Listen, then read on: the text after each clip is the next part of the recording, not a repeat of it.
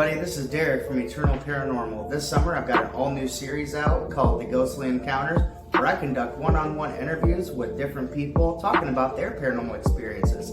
So if you want to go out on an adventure with me, let's just go see what they got to say.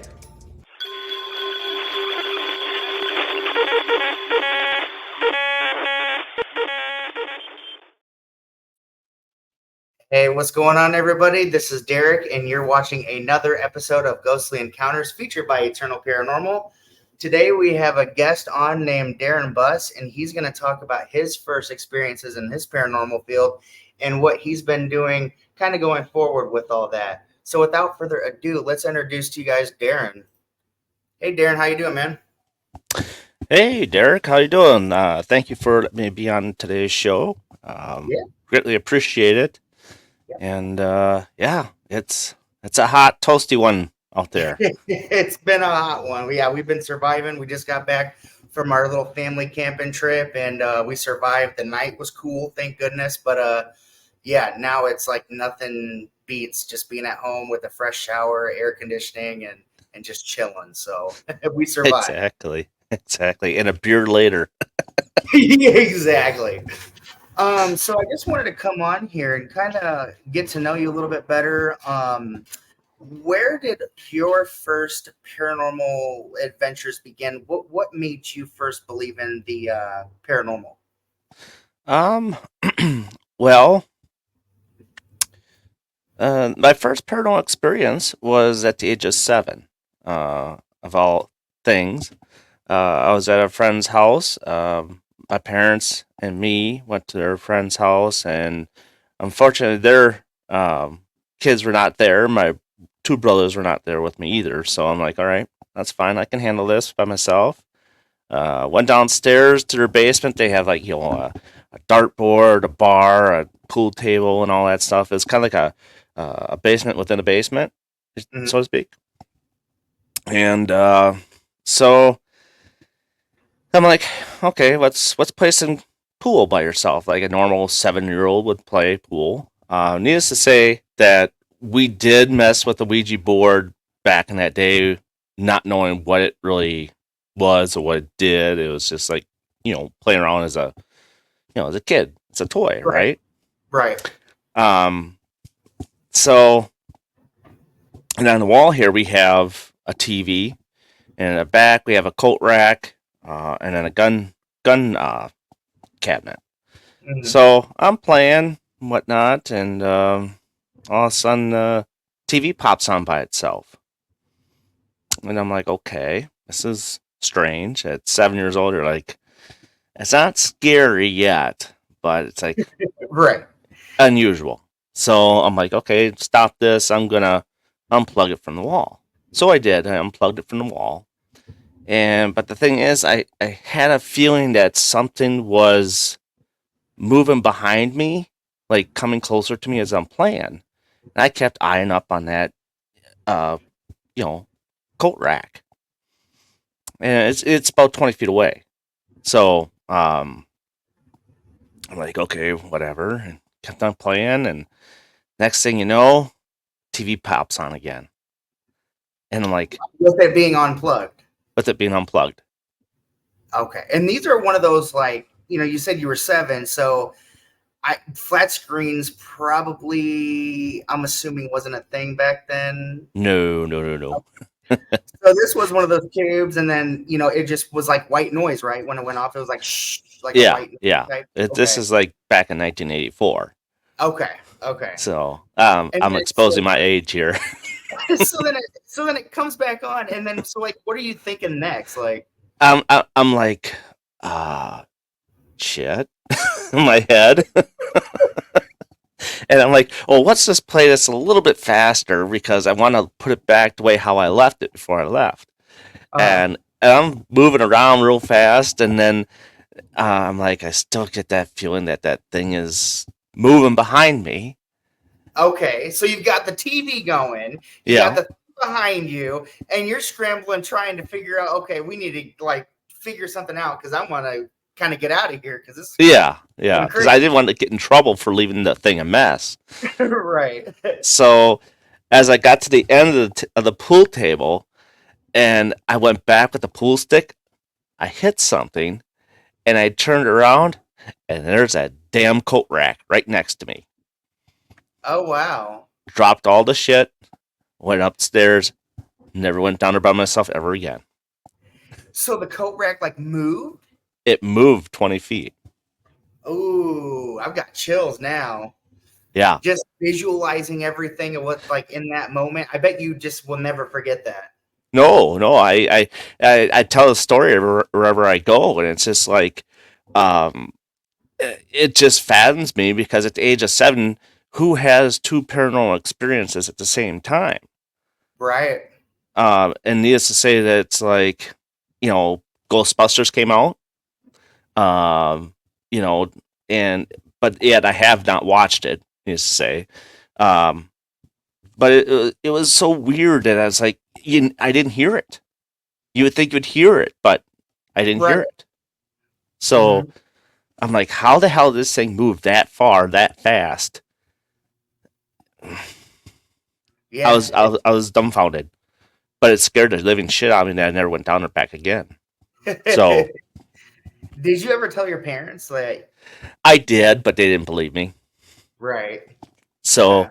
I mean, it's just one of those things where, in '84, a lot of things were going on in the times. Uh, I believe is that the same year that Reagan was running. I believe. I think so. I think so. Speaking of all that, no, we're not going to go into that subject right now. But Nope, nope, nope, nope, no politics here. right. No, but yeah. So now going forward after that, did you experience anything else when you were a child in that was that the only thing? I, you know, being at home, I always felt things were weird. Um, my room in general, I think, was weird. I felt that there was something in my room, in my closet. I never liked my room with a closet that leads into another closet, Mhm. type deal.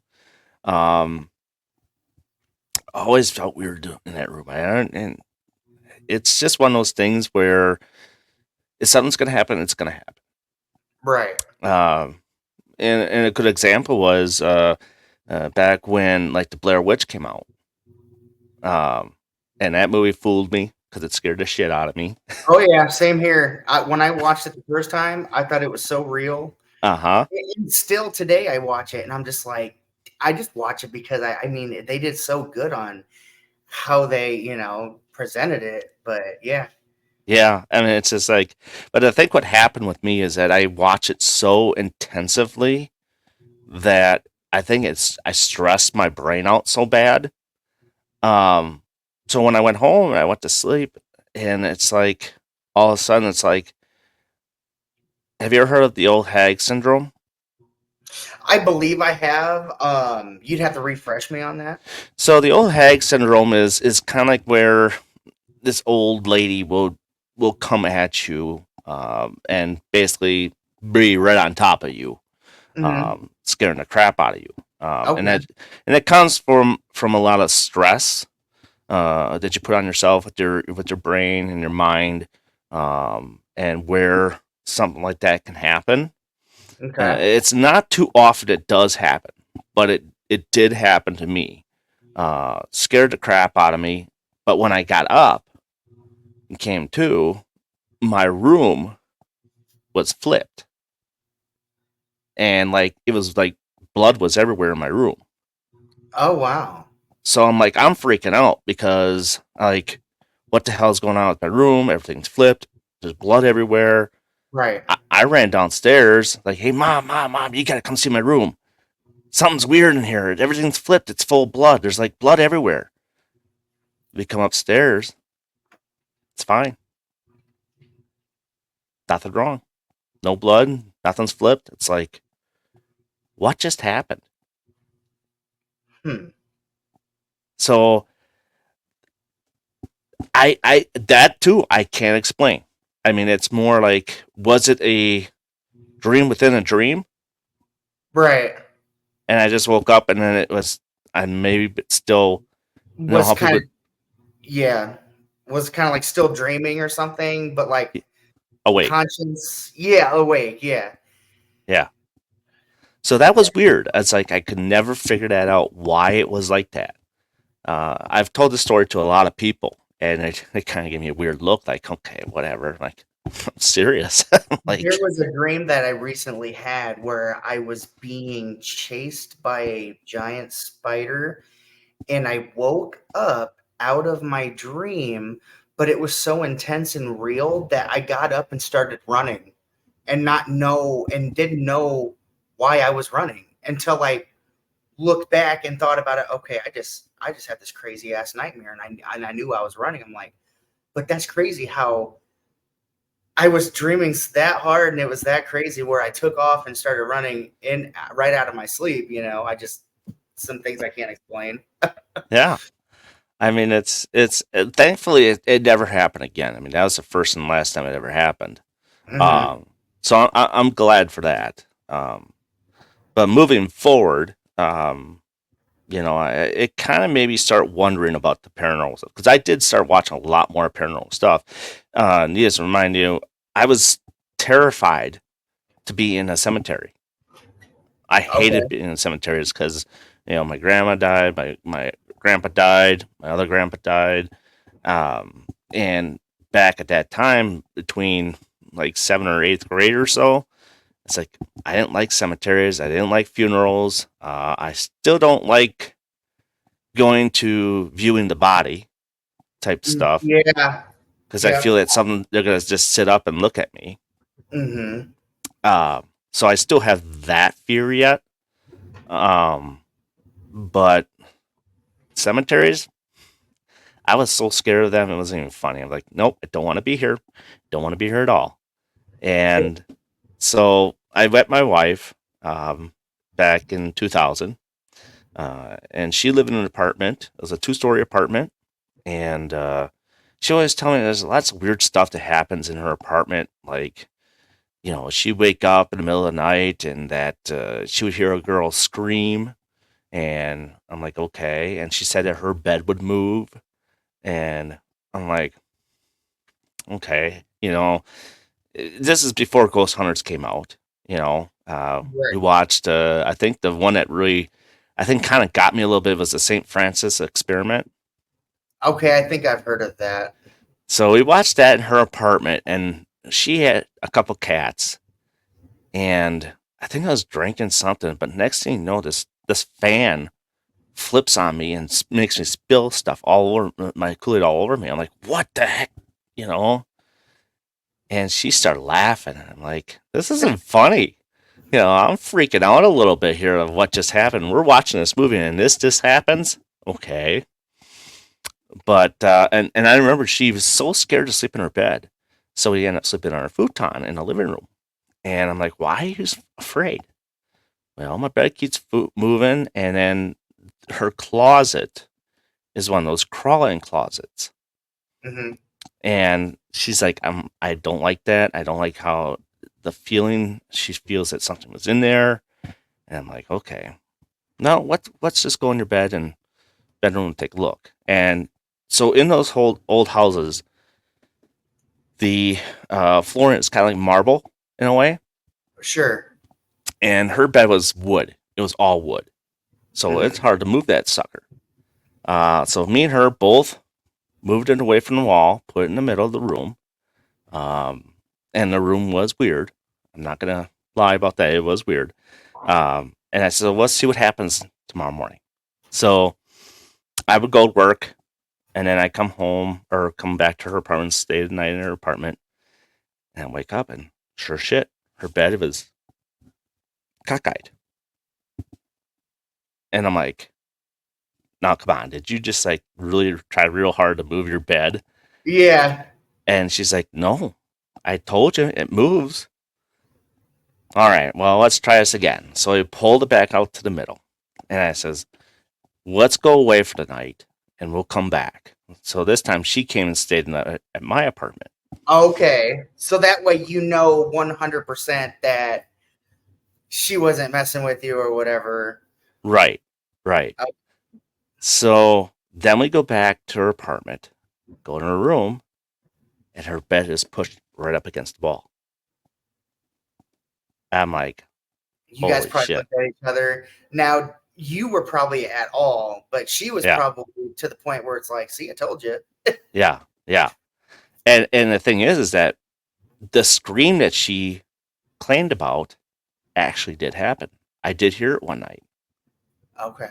So come to find out that there was a girl that lived there actually hung herself in the apartment. Ooh, I got to chill now. So, and she didn't tell me that part. So I'm like, why didn't you So now tell? you're learning. Yeah, so now you're learning.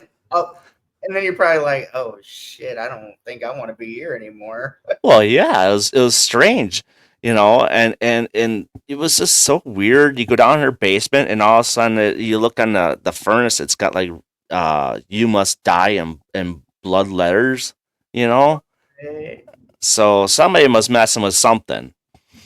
It sounds Um, like somebody was messing with something, and and then it conjured this woman to possibly do that to herself. right, Maybe some kind of malevolent spirit in there or something, and to have that much power to move a whole bed, you know being that wood on top of it, and wood's heavy. right. So you just don't know what kind of powerful entity that you're dealing with at that point, because like you're just probably doing some kind of trying to debunk situations and stuff, but not you're probably at the time not a full-blown investigator. You probably don't Right. have tools to figure it out or resources like that, right? You're just kind of like, okay, let's just try to get to the bottom of this and figure out what the heck's really going on. So then Yeah. after that, what did you guys end up doing? Well, we both agreed that we'd leave our bedroom alone because that was kind of a lot of weird shit. And like at that point, I'm not really into the paranormal. Like I'm in it, but it still freaks the shit out of me, you know. And learning about it. So one night, like I said, it's a two-story. We went out drinking, came home. She had some friends over, and this is actually the first time I've ever seen my first orb. So it was blue. It was about that big. Started at the base of the board. It went up the wall, across the ceiling, came back down the other side, hit the baseboard, gone. Now, did all the other, like the friends that you brought, did they see that they witnessed that too, or was that just I you? was the only one Okay, because they were all in the kitchen. right. And I'm like, what the hell just happened here? So did you go in there? Was you intrigued to go back and kind of just like, did you I just kind of want believe to go back to the house and investigate it, really, because it? the lady that owned the house was fucking nuts. Hmm. And so she died in the house now since then. Okay, so she's then passed away in the home. Yes. So I'm kind of curious now how that house is kind of, being more mobile today. Right. So That's interesting because we talk about houses that we grew up in or experiences that we've had in different places, and it's like we want to go back and we want to like get answers now because we are educated more and we've got these resources and these tools that we can use to find and capture concrete paranormal evidence. correct. And it just leaves you wanting like more answers, to like your questions that you had back then. Like I've heard people always tell me like, can we go to that house? I mean, I wish we could go to that house and investigate. How about I take you with? We knock on the door and ask the current owners if we can and go and do an investigation because it used to be haunted, but then it's like, it's one of those things, man. It's like, I really want to just knock on the door and be like, I saw a shadow figure in your house. It used to be where I used to live. And I And don't know. scared the shit out of them. Yeah, exactly. Oh, by Oh the way, man. can I come in too? Yeah. I mean, I'll I know. help get it away or something if you need it. Yeah. Yeah. Yeah, it's like, have you guys experienced anything? Like, you just want to ask questions, because you just, yeah. I mean, you leave places and it just leaves you with questions like, It man, does. It does. yeah. And so, moving forward at about 2002, that's it. I think it was 2002. She and I bought our first house, and now this was a Dutch colonial, old Hmm. style, back in the 50s. I think it was built, and it was used for an apartment at the time. Shared driveway with the next door neighbor, which sweetest lady ever. I mean, Hmm. just sweetest lady. Um, well, I we only lived there for 2.5 years, and we moved to the house right now. Um, and it's like this place is weird. Uh, Basement's freaky as hell. Me, I'll go down. I'll play video games in the basement. I actually try to make it into a rec room and all that stuff. But she would never go down there by herself. She Hmm. hated that basement. That basement scared the shit out of her. You get these creepy vibes. Yeah, You go yeah. into a place that, yeah. Hmm. So it's like, okay, well, I'll just go down with you and stay down there while you're doing stuff, and then we'll go back up. And it was the upstairs was a very weird vibe as well, because we had her friend came over at one point. We had a guest bedroom, had a mirror for a door, and it led into a closet.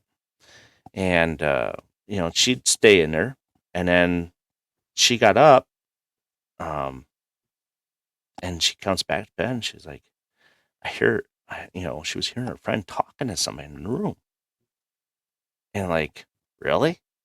Like back in those days, you didn't really have the cell phones. Right. Um, and I'm like, well, we'll ask her in the morning. So you get up in the morning, ask her, and I say, hey, what's going on? She said she heard you talking last night to somebody. She goes, yeah. Didn't you guys know you guys have a little girl that stays in that bedroom? What? Oh, Uh, did she no. think that she was talking to a real Yeah. girl? Yeah. Or, oh, She said wow. she comes in and out of that closet door. And I'm like, seriously? Because I never stayed in the room. So I'm like, okay, well, we'll just let that be. But I always was when I was outside in the backyard. I always felt there's this room that leads to the backyard. We call it the brown room. Mm, It's one of the biggest rooms in upstairs, and so when I was always cooking or doing whatever in the backyard, I always felt like something was staring out at me from the window. sure. And when you get those vibes and you feel like something's staring at you or watching you. Yeah, it makes you like look up, or like you got this like conscience feeling of like you want to turn around because you feel like, yep. Yeah. So I was like, I always had that feeling in that room. So needless to say, I went up there and we were redoing that room, and the closet is like shaped in an L shape. So you go in and you go back to the Mm, left. So I was ripping up carpet that was in there, and as I was in the closet, I got that funky feeling that something's watching me. I keep going back out, keep looking, go back in, keep going. What in the world is wrong here? mm, I just couldn't get that out of my head. Um, and in our bedroom, we can see who's walking up to the front door, but we can't see the front door. So, and when across the street was a frat house because we were kind of down by the college area. So one night we get up, or no, one night we went to bed. It was like 2 o'clock in the morning. I mean, at this point in time, I'm used to hearing guys puking in our front yard. I mean, yeah. we're used to it. But all of a sudden you hear this bang, bang, bang, like someone's beating the shit out of my front door. I'm like, okay, well, I'm going to go downstairs and see what it is. I was kind of freaking out, but I still did it. Went Hmm. downstairs. As soon as I got to the last step, it stopped. I'm like, okay. Went back upstairs. 5 minutes later, bang, bang, bang. This time I went all the way down the stairs, and at this point, I had a bat in my hand. Right, because you're not sure what the hell you're dealing with at this point. Right. Some kids or whatever. Exactly. So then I get to as soon as I grab the screen, because we have a porch and then the actual front door, as soon as I hit the door to turn to get into the porch to get to the front door, it stopped. Like it knew I grabbed it and stopped. Mm-hmm. So at that point, I'm like, this is fucked up. Like they're playing tricks on you or something. Like a spirit's Yeah. either playing tricks on you or one of the kids in the neighborhood Or a drunk person forgot where they lived. Yeah, too. Yeah. Trying to get into the house. Yeah. I mean, this thing was loud. Like he was taking a 2x4 to the door, and my door is like aluminum. See, I'd be freaking out. Oh, No, we were. So the next morning I get up because we were kind of shaken. Went to the front door, looked at. Here, I got a little dent in my door. A little dent. Mm-hmm. So I'm like, what in the hell is going on here? So I'm like, okay, whatever. Not back in the day. People were weird. Begin with at college, they do anything or whatever. So I'm like, all right, well, we'll just let it go. Figuring it's some college kid trying to do something. Yeah. But was even weirder yet is that none of my windows are broken in the uh, The porch area, Yep. but there's still mounds of rocks inside the porch along the windows. I'm like, how did that get there? None of the windows are broken. Right. I'm like, okay. Well, I looked at my wife. I think we need to sell. This house is messed up. We need to get a better, bigger house. I mean, she loved the house. If she could, she would take it and move it somewhere else. She didn't like the area anyway. Yeah. So I'm like, okay, well, let's put it up for sale, see what we can get out of it. Well, come to find out that the square footage was wrong on the house that when we bought it, so we made more money off of it. There But you go. also, we had this for sale sign in the front yard. So I'm like, okay, we went up north, came home. 5 minutes later, all of a sudden, crash, bang. I'm like, now what? At the new house? No, at the whole old house, Okay. yeah. And I get out the front, and here somebody smashed the for sale sign all in pieces, and there's blood all over it. Oh, wow. So I'm like, well, apparently somebody doesn't want us to sell. Right? I'm like, this is messed up. Yeah, that's wild. So I'm like, okay, fine. Well, we sold it anyway. We sold it in 2 weeks. Okay. So we get to the new house here. Granted, now we've been here since 2004, 3ish, was it? Okay. 4ish. So we've been here a while. Nothing is haunted in this house. I'll get that out of the way. I've seen orbs in this house. I have, but they pass through, you know. But my wife was telling me, it's like, do you know the old house? I says, yeah. Did you know that I saw somebody that a figure that lived upstairs? No. Why didn't you tell me? Well, Right. I didn't want to freak you out. So what did this person look like? Oh, he was an old guy, wearing like in a 70s jacket style, like bowling jacket, and he died upstairs. What? I'm like, Jesus Christ, why didn't you tell me this? We're going through all this stuff, and you waited till we got to the new house to tell me what you've been seeing. Going through all that. Yeah, that's Yeah.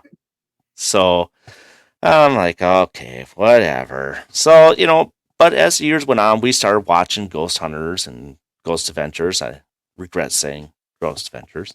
Yeah. Um, Hey, I'm not I gonna lie. You know what? I like Ghost Adventures, and sometimes I'll still pop them on, every now and then. But Ghost Hunters is like that was the A1 for me growing up. I right, used to watch Jason Hawes, all the time growing up, and I love those guys. And then I switched over to Ghost Adventures for quite a while, and then they just started changing, right, And I'm not hating on anybody, but like when you see, like when you're in the paranormal, like and you like see other people and how they do their investigations and right. stuff. Um, a lot of times it can be a little over dramatic for Yeah, some people. And I like raw, concrete evidence, no whatever dramatic, and this and that. Like I said, I'm not hating on them. I like all of this stuff. I'd like to Um, see Aaron come out with his own show. yeah, yeah. And I like Project Fear. That's the one I watch all the time.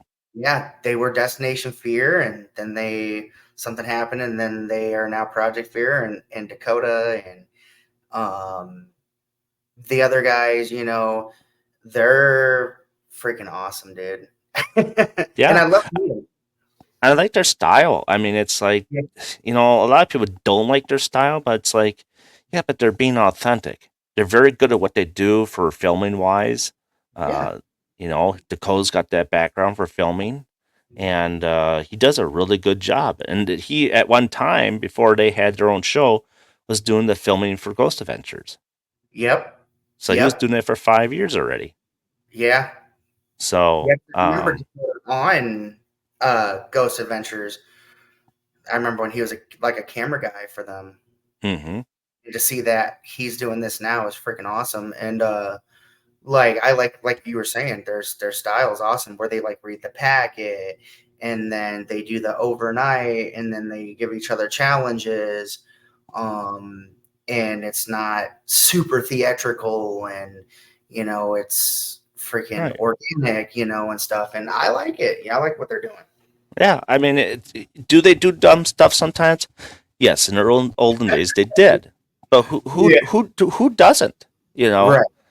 I uh, mean, we're quirky in our own ways. We all like to have fun and right, especially when we're going out with our friends. I right. mean, we have fun with it. So yeah. I mean, who? Like, have you ever often seen somebody actually throw up on camera?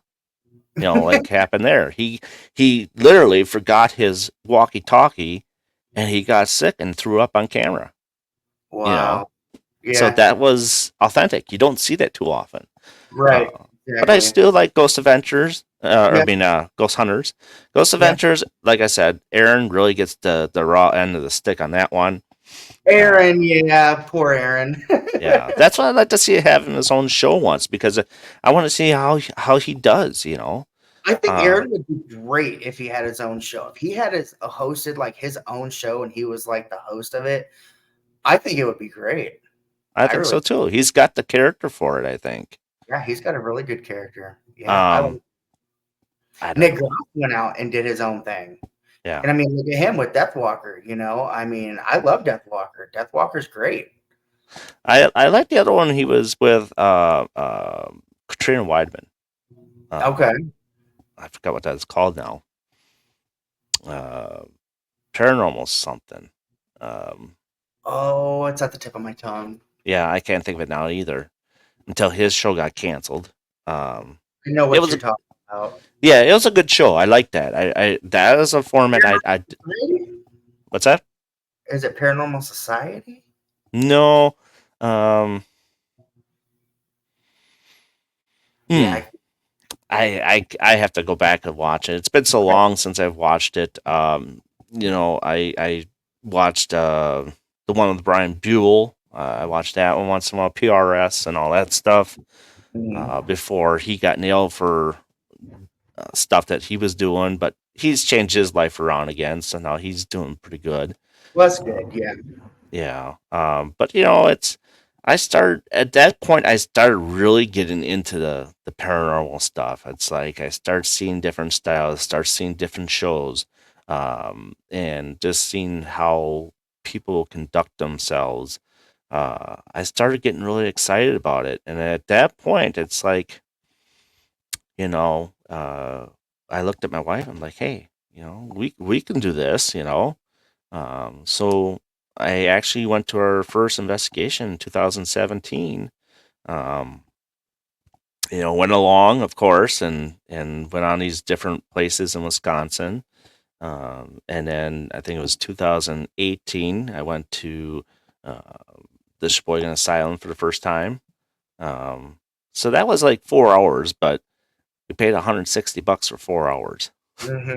Yeah, my And wife, she talks about that one. We were almost like we were right on the beach line, like probably 50 miles south of that of Sheboygan, uh, and we wanted to go there, but we had the kids and and all that, and we just kind of got away for the weekend. But we're like, what if we just kind of sneak away, and just make a little trip and just to kind of see what it is and stuff like mhm. that, and take the kids with us and just kind of explore around there, a little bit. But yeah, that's one of the places my wife wants to go. Yeah, Sheboygan. Yeah, it's very expensive. I'm not gonna lie. We Mhm. had it was a 20 group people at that point in time. We couldn't use our own equipment, bring our own equipment. All we had they had to handle all the equipment. So to me, that kind of sucked for 4 hours. And then you had the characters that kind of ruined a little bit of the stuff mystery. Um, so but that was like our first taste. So at that time, March of 18, was it March 18? Maybe February of 18. February 18, I think it was. Kind of reached a crossroads of, in life a little bit. And so I started going to Facebook and kind of, they have paranormal investigations. They're live and people are doing things. And at that point in time, but there at that time, there was like shows like this. Mhm. Um, they had I came across one called Raven Rose Paranormal. So I'm like, okay, I like this. I like what they're talking about. I had questions like you wouldn't believe. I had so many questions. They started calling me the question guy. So um, it's just so inquisitive. I still am. Um, so that Raven Rose is Roland and Cynthia Gerodius. And we also have other teammates that are part of the team at that point. Um, but they're the main ones that had the show. So I really got into it then. At that point, I'm like, I started following them. I started to get friends with other people that are in the chat room, and that's where it really hit. That's where everything took off, paranormal wise. And I say my paranormal family is more in Iowa than it is here in Wisconsin, Right. because that's where I started. Mm. Um, and It so, started not too long ago. I mean, yeah, 2018. yeah. So, and then at that point, I wasn't really afraid to walk in cemeteries by myself. It really didn't bother me anymore. Right. But still, looking into coffins and seeing the person still freaks me out a little bit. Hmm. Um, but at that point, Roland and I and Cynthia, uh, you know, Taylor Boggs is also part of the team. Emmett, as at one point was. Um, we just all hit it off really great. And so the more I came on their shows, things started happening more. I started podcasting. I would never be in podcasting if it wasn't for Roland. Hmm. Um, he's one that got me into it. And he's like, "Hey, man, just come on in. We could talk about this. We could talk about that. It'd be a great show." We used to do the Freaky Squeaky Top Live Five, our Top Five Live is what it was called, and we'd be doing it on every Friday. And yeah, at that point, it was like I'm really digging all this stuff, you know. Mhm. So at that point, I'm like, we kept on doing the shows, and then I started getting into radio with Paranormal Buzz Radio, which I'm still there. I just haven't done any shows for a while. Mhm. So that's called the Paranormal Bus Stop on Spreaker.com under the Paranormal Buzz Radio banner, and just started really getting to know a lot more people. And it's so weird how your circle is so little, and it just starts expanding. Banding. Right. You know, now you're friends with this, that knows that place, to go to that place, and it's like, oh, this is kind of cool. Uh, And everybody's doing something different. So they're like, hey, what you got going on this weekend? Hey, what you got going on that weekend? Then you got other groups who are like, hey, we got this opening. Somebody, can't come. So we got a free spot open. And it's like somebody who knows somebody who knows somebody. Then you meet them and then you're friends with them. And it's just, like you said, it just keeps on projecting. And but it's just such a huge, like, paranormal community. Like yeah, it's everybody just bonds together, and everybody that I've met so far, I'm sure you're in the same boat here. Like everybody's super nice. You guys all get along. Um, Good vibes all the way around. Like what's not there to like about any of that? Like it's just there's this like I don't know. For me, man, it's like um, it's kind of I don't know how I want to explain it. I'm almost kind of like addicted to the feeling. It kind of feels good. it does. Creating it and doing all that with the different people and going to conventions and expos and things. And But that's the thing that I really didn't do a whole lot of is conventions and expos. Still haven't yet because it's kind of expensive to do that, and I don't have that big budget to do that. But as I was talking about, as it's growing, but also then you start finding headaches here, there, and here where some of us don't really match up real well. yeah, little hiccups. Yeah. Yeah, so there's the paranormal field is a great field. I love it. I'm never gonna leave it. Even though I've had my hiccups in the past, we all gonna have that. Teams go through it. Whether it's my team or if I was, part of another team, and it just doesn't work. It works to start, but then all of a sudden it just kind of it doesn't starts not working. So, Right. and at that point, it's like, okay, well, let's go back to what we were doing before. So, Right. um, MGS had people on our team. Now it's just when my wife gets all better and out of the hospital, she broke away from it, and she's like, yeah, I want to kind of get back into it again because she's kind of had like a life changing situation.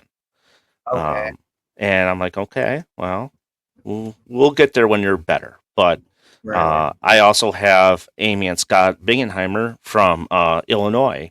So they do MGS Illinois based off of this team.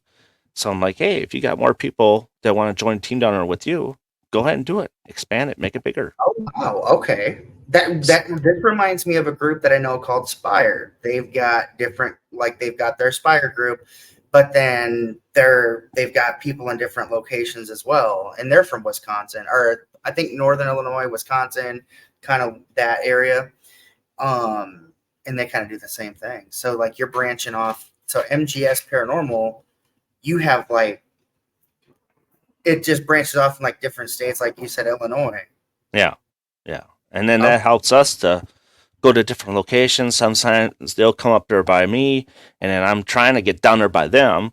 But me, I have a little bit of a hiccup of traveling issues because I don't really drive on the highway because I got a visual disability and that stuff, so it kind of hinders me a little bit.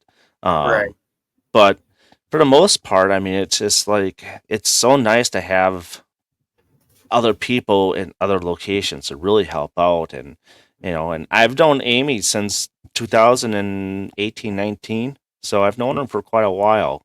And just like I said, within the last year or two, get to know her husband Scott. So they do a good job investigating and stuff like that. So it's a lot in it. it's more wholesome when they're around. You know, it's not Right. like uh, some people are like, oh, we're competing with this person, competing with that person. And you got this ego matching up with this person Mm. where things start headbutting. Right.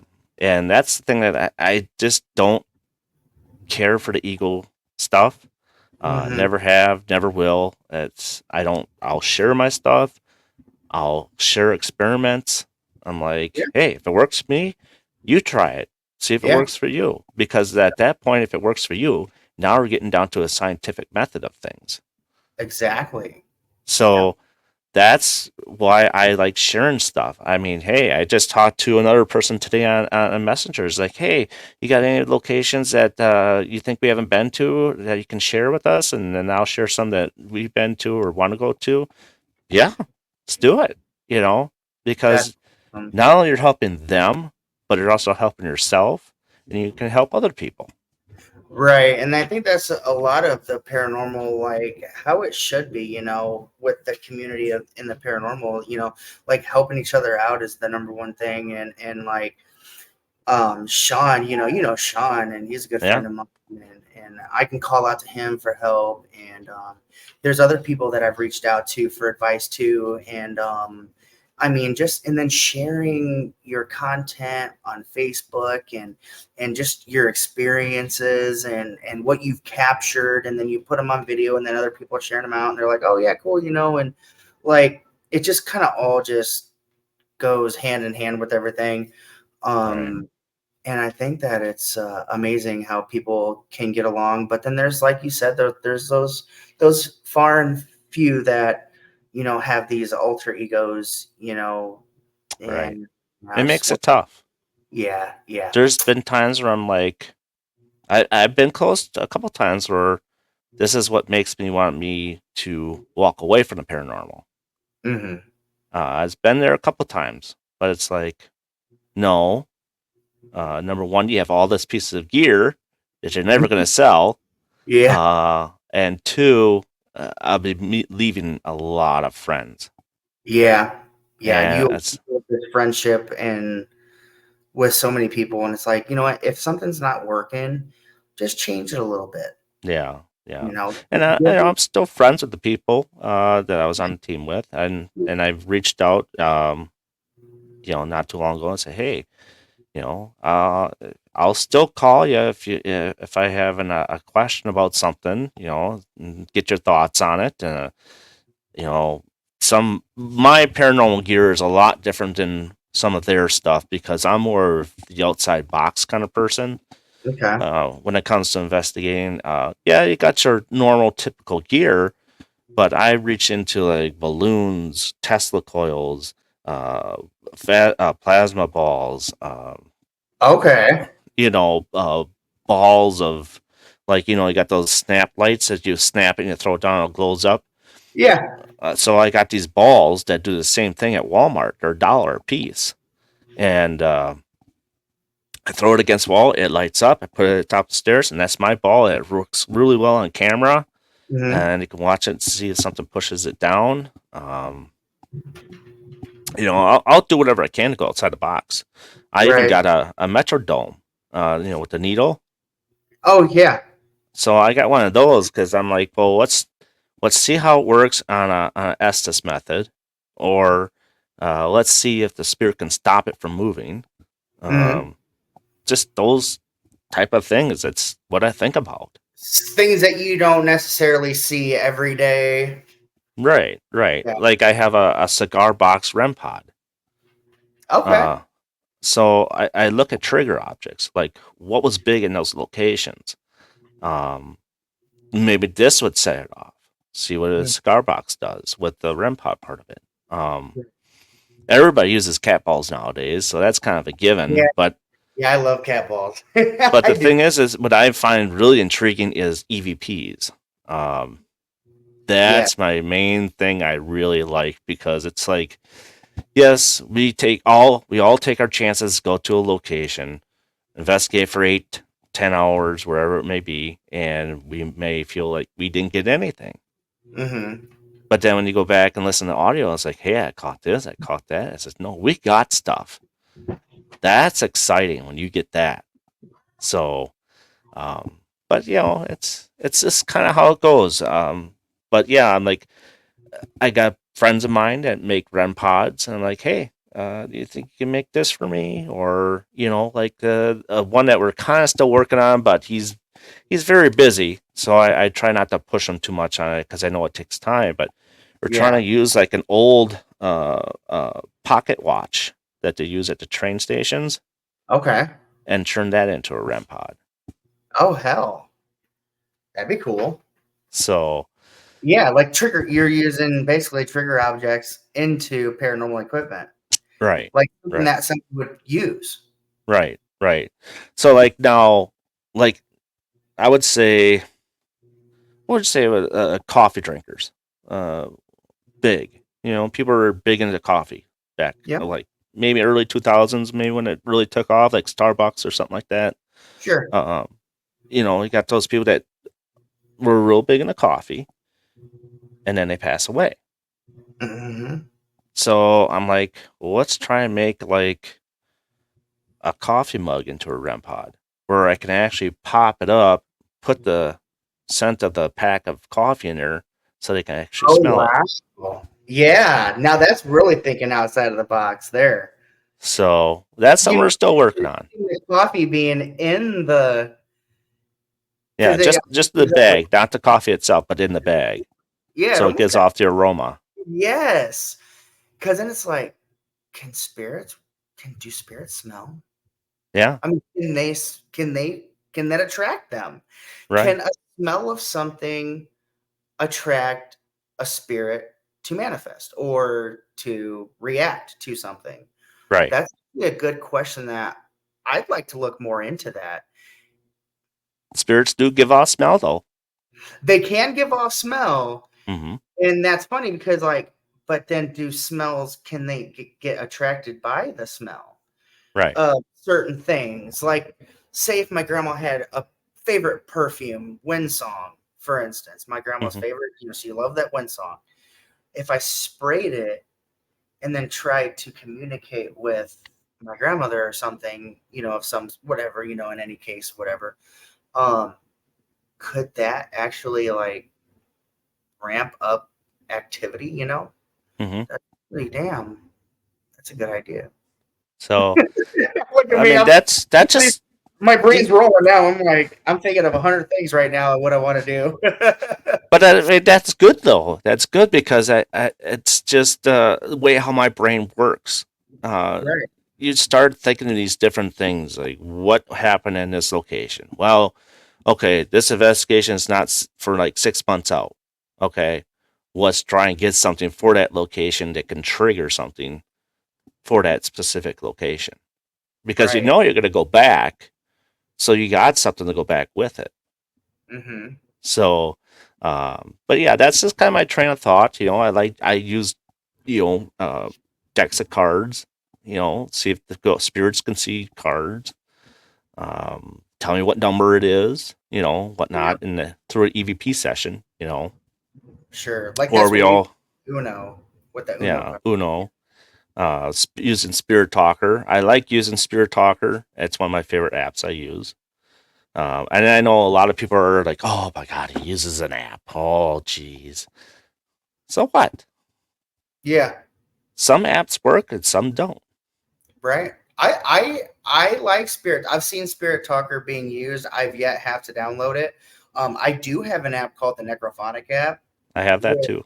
yeah, I like that one. I need to get Spirit Talker. I don't. Necrometer. I mean, Necrometer is good. Yeah. Spirit Talker though is probably for me the best $4 I ever spent Mm-hmm.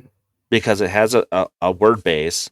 They all have word bases with them, but it also catches like what time you had that conversation, what date you had that conversation, because it has that log in the background, Right. And and if that a I spirit like. can manipulate a piece of equipment, it can manipulate your phone because your phone's an Hmm. electronic just like anything else. Right, You just like know. if you go to Broadhead, a spirit can Yeah. manipulate your phone and make a call. Yeah. Speaking of Bradhead, we'll have to go up there sometime.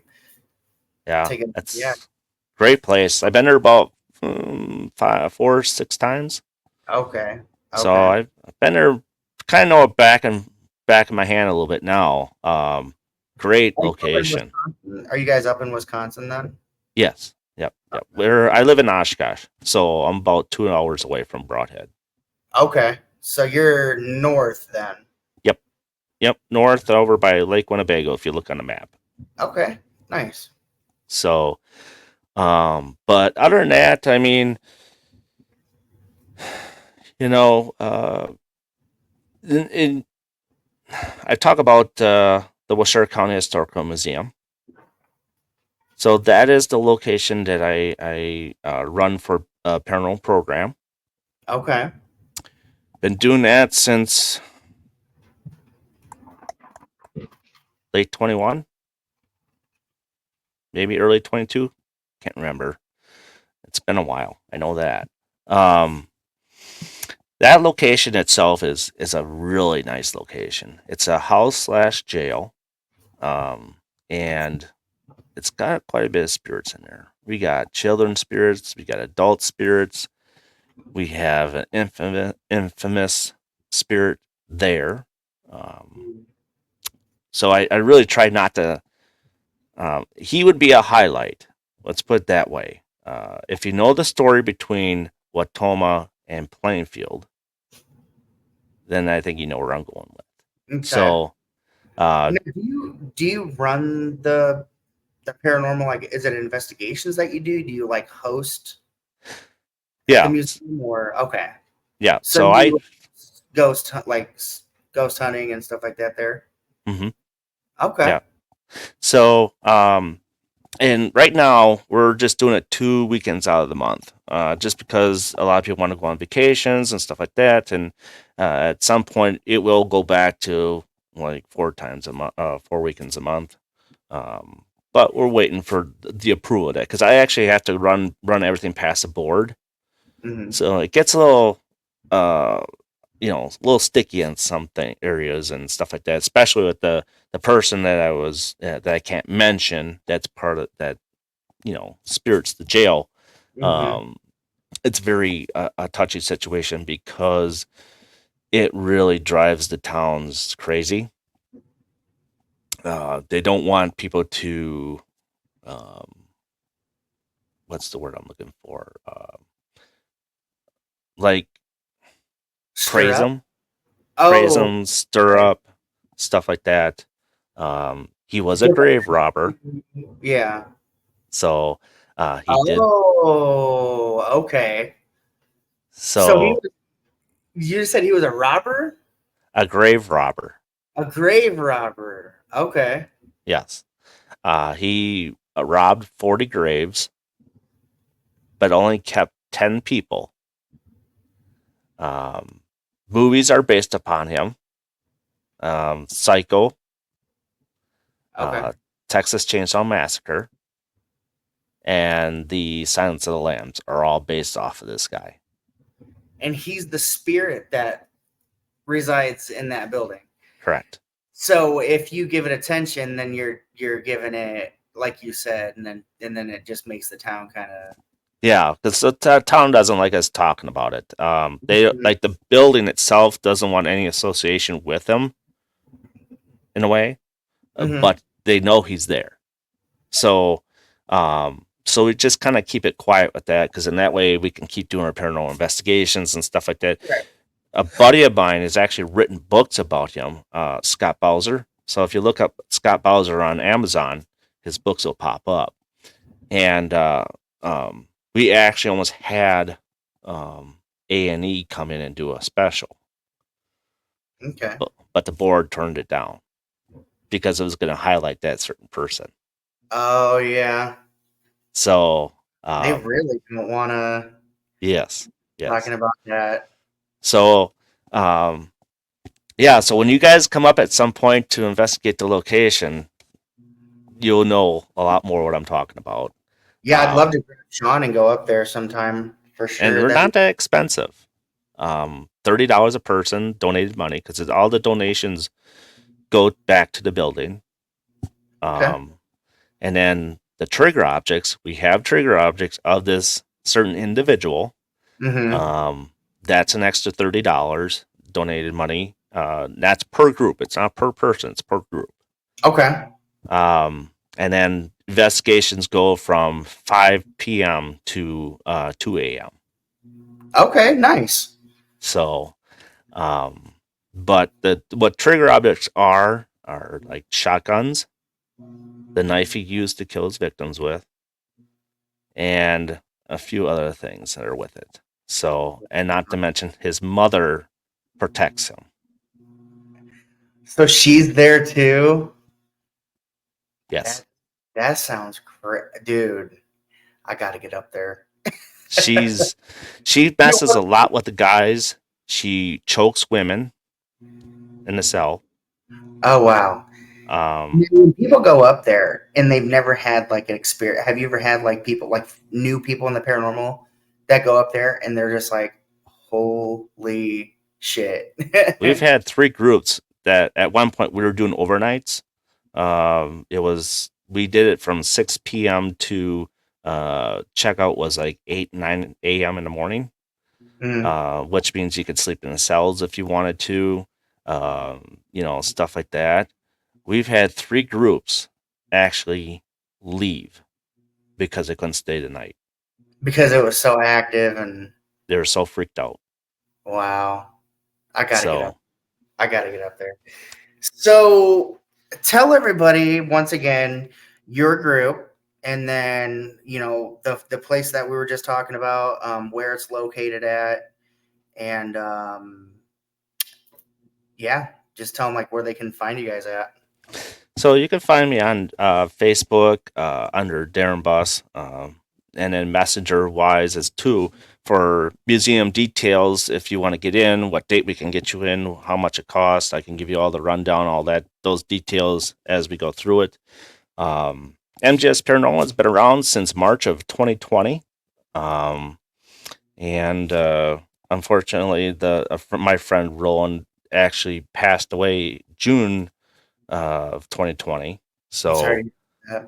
Uh, but he's the first one to get it out. He caught me on a hot seat during the show. I was like, "Hey, you want to tell everybody what's going on?" I'm like, "Oh, okay, now it's spilling the beans." So, but yeah, I had a few people that were a part of my team.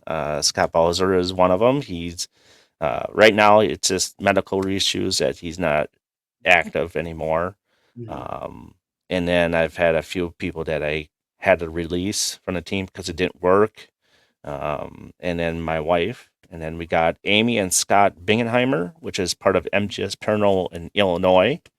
And they're fantastic people to investigate with. So if everybody in Illinois, if you want to match up with somebody to go investigate with, call Scott and Amy Bingenheimer. And then, yes, the Washoe County Historical Museum in Watoma, Wisconsin. That is the location that I do the paranormal program for. So, like I said, investigations grow from right now because we had to change as far as like, how many weekends we can do a month. And plus the overnights did go away because it just was hard on people. mhm, Honestly, it's like, hey, let's keep a log beyond 2 a.m. if anything more happens. Not much really happened after 2 a.m. So, right. so that's kind of like another reason why we stopped the overnights because it's just too much. Hmm. So now it's 5 p.m. To 2 a.m. Check-in time is at 4:30 because in that way I can give you a tour of the building. And then for those who want to know what's going on before you investigate, or if you don't know what's going on, then I can do that too. Just kind of give you a rundown of what this building all hosts. So, um, but yeah, it's a fantastic building. People are great. There are going to be people when you investigate. They'll be down in the basement just for your safety in case something were to go bad. People are there for medical reasons, Hmm. emergencies. Um, so I know a lot of places people don't stay. Right. You do have to still sign your waiver forms, like normal places, but this is a museum. So with museums, you got stuff in there that that's why people have to stay that are part of the board. So, Right. Yeah. Yeah. and All right. sometimes I stay. So, Yeah. Yeah. Yeah. So, all right, everybody. Well, that is Darren Buss. Thank you for coming on the show, talking about absolutely. paranormal. I really appreciate it, man. So, until next time, you guys, thank you for watching. So long.